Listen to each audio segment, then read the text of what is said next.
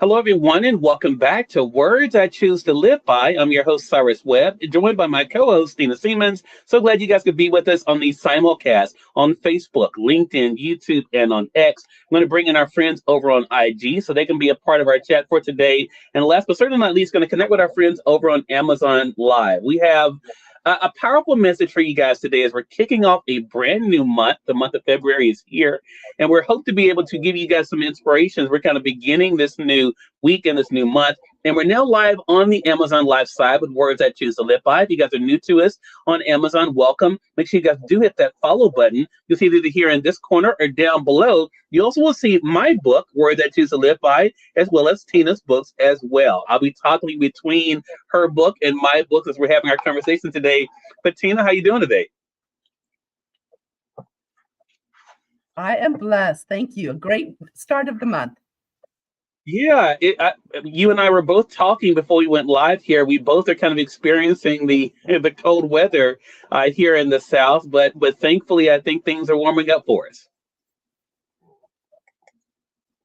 Yes, I think we're supposed to be in the 60s, so it'll be a warm February month. So looking forward to that. And so, as I mentioned, this message, we are in week number 6 of 2026. And this message is one, when I read it, I think is such a great reminder for me and so many other people, Tina. For those who have the print edition of their book, it's found on page 16. And the message is keeping your eyes on the prize. You may not have been born with 2020 vision, but this week strive to focus squarely on the goals ahead. Do not be distracted. Remain focused until you get where you want to go. And this is such a great message for me as someone who was not always try to make sure that I am doing what I can to stay focused on what's ahead. It's so easy. And so I think about this message of keeping the eyes on the prize. It really is about being able to not let what's happened stop us and not get distracted by the noise around us, but just keeping focus on what's there for us to do. So, Tina, for you, how important has it been for you to make sure that you're keeping your eye on the prize when it comes to achieving your goals? Well, for me as well, we're both wearing glasses, so that tells us that we weren't born with 2020 vision. But I'm so grateful, not only for the physical glasses. I remember as a little girl, I could not see anything. And my parents wouldn't believe that I needed glasses until I failed the driving test. And so then they realized, yes, Tina does need some glasses. And the world just changed. And so if our vision is clear, if we can see clearly what's ahead, we are more confident in walking in that journey. So for me to have that 2020 vision, whether you have written down your goal or have documented, making a plan. What is my goal? Where do I want to end up? That is just makes it so much easier to follow the plan, like as if you have a 2020 vision.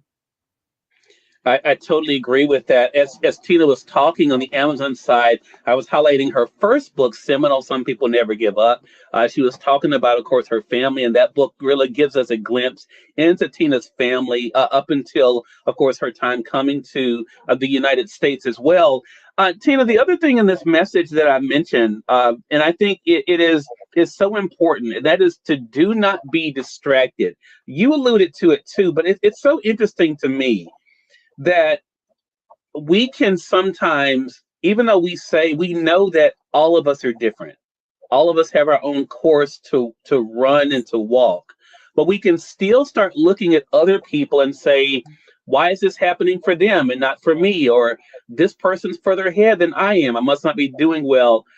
For me, not being distracted means, not comparing myself to other people and not thinking that because someone seems farther ahead or they're doing other things, that what I'm doing is wrong. What's helped you, Tina, just to realize that your race is yours and not to be distracted by what other people may be saying and doing? Well, so often we get distracted when we focus on the things that did not go right. And so when we get hung up, when we get pulled down by the mistakes that we've made in the past, then that keeps us from pursuing our possibilities. And so for me not to, my mom always had a quote that she said, falling, there's nothing wrong in falling. It's when we stay down that we do wrong. And so for us to not focus on the things that didn't go right, and like you were just saying, we measure ourselves by other successes. And so we don't know what all they had to go through to get to this point of success. We don't see necessarily the ups and downs that they've had to get where they are at. So looking out into their lives from the outside, it looks like everything is roses, but they had struggles too. Everyone does. And so the key thing is not to lose the focus, not to be distracted by what others do, but focus on where I want to go. And that just makes the journey more bearable and also rewarding. I totally agree with that, Tina. Such a great point. Lee Kemp, hello to you over there on IG. Glad you could be able to join us and see you guys over there on YouTube as well. For those that are just tuning in, welcome. You're watching Words I Choose to Live By. It's week 6 of 2026. So we're discussing week 6 of my book, Words I Choose to Live By. You guys can get it here on Amazon. For those of you joining us on social, you guys are very familiar with this book. You see me reading out of it every day. And the message for this week is keeping your eyes on the prize. And that's what Tina Siemens and I are discussing today. The importance of that, but also the power of it. The last part of that I've mentioned, Tina, is remain focused until you get where you want to go. And I'm not a runner myself, but when I think about runners, who are going toward a goal, a literal runner, they have to be able to stay focused on what's in front of them to make sure they don't get tripped up, to make sure that they are, being able to keep their focus on where they want to go instead of what's behind them. For me, this is such a great reminder of that if I have a goal, the only way I'm going to be able to reach that goal is by staying closely focused on that goal. So what do you want our audience to remember, Tina, when it comes to that? The importance of focus and keeping their own personal goals in view. Well, I think sometimes we have to put blinders on ourselves so that we will not be distracted by the person that's walking or doing the journey next to me. Because we're all humans, we tend to measure ourselves by others. And so by just focusing, having that prize ahead is what keeps me focused. And I know in the past when I've made a goal and I focused just on that, it was easier to get that thing going. But procrastination is such a killer of these type of goals.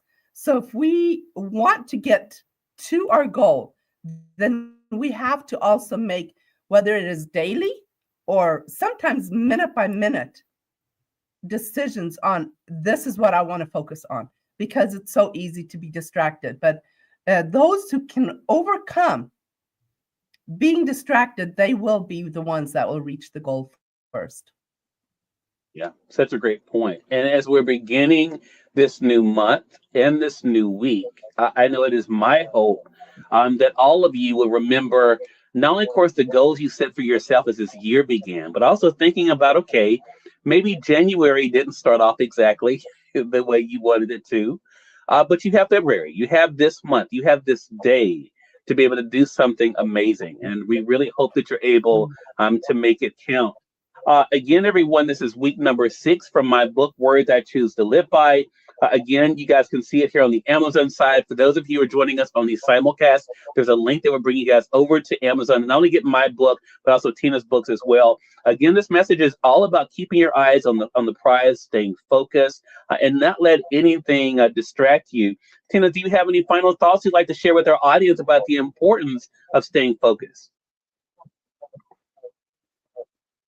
Well, I know when my sons were younger and they both had to wear glasses, as little boys, their glasses were so dirty, fingerprint upon fingerprint and splatters. And so when I would take the time to clean their glasses, they said, wow, I can see clearly again. we sometimes have to do that in our lives. We have to clean the clutter that's keeping us from reaching our goals. So cleaning your vision board and your life to where you have a clear vision of what your goal is will keep you focused. So may that be the case for all of us. I love that. And such a great reminder again for everyone that this is a brand new day. It's a brand new week. It's a brand new month. Don't judge your life by January. Don't judge your life by yesterday. Realize what you can do today for sure. Tina, really powerful message. Really appreciate your thoughts. Let our audience know how they can stay connected with you, Tina. Well, I'd love to hear from you. You can go to the website, heritagebytina.com, and there's the links to my museum, to my books. I'm looking forward to hearing from you. Right, Heritage Tina. by Tina.